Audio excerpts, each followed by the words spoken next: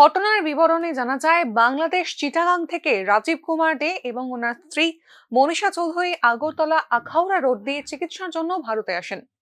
তারা বিলোনিয়া থেকে এক আত্মীয়ের বাড়ি হয়ে কলকাতা যাবেন এই স্থির ছিল।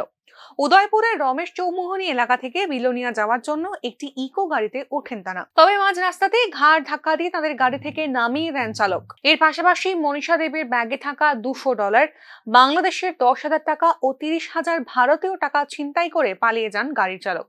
বর্মবাড়ি থেকে একটা ইকো গাড়ির ড্রাইভার, ছোট গাড়ি আর কি, আমি বাসের জন্য অপেক্ষা করতেছি, বিলুনিয়াতে যাব।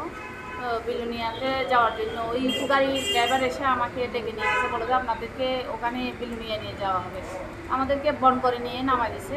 ওখান থেকে আমাদেরকে মানে গলা ধাক্কা দিয়ে যেরকম নামাই দিয়ে ওরকম করে নামাই দিচ্ছে, বলে যে আপনারা এখানেই নামেন।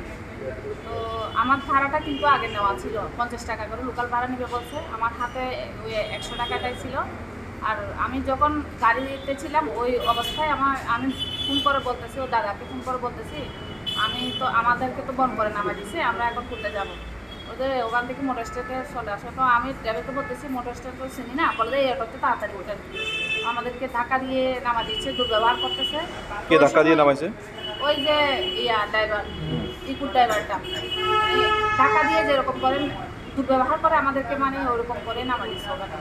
তো নামাই দেওয়ার সময় কিন্তু আমার কাঁধের সাথে ওই টাকার ব্যাগটা ছিল, একটা ব্যাগের ভিতরে ওটা চেকটা খোলা ছিল। ওই সময় ওই টাকাটা নিয়ে গেছে। কত টাকা ছিল ওখানে? ওখানে ছিল $200, তারপর বাংলা টাকা ছিল 10,000 টাকা, তারপরে ইন্ডিয়ান রুপি ছিল 30,000। এখন কি থানায়? উদয়পুর থানায় অভিযোগ জানাইছে। আচ্ছা, আপনাদের এই মুহূর্তে চুরি যাওয়া টাকা ফেরত পেতে রাধাকিশোরপুর থানার দ্বারস্থ হয়েছেন এই দম্পতি। উদয়পুর থেকে জসিম উদ্দিনের রিপোর্ট, নিউজ নাও।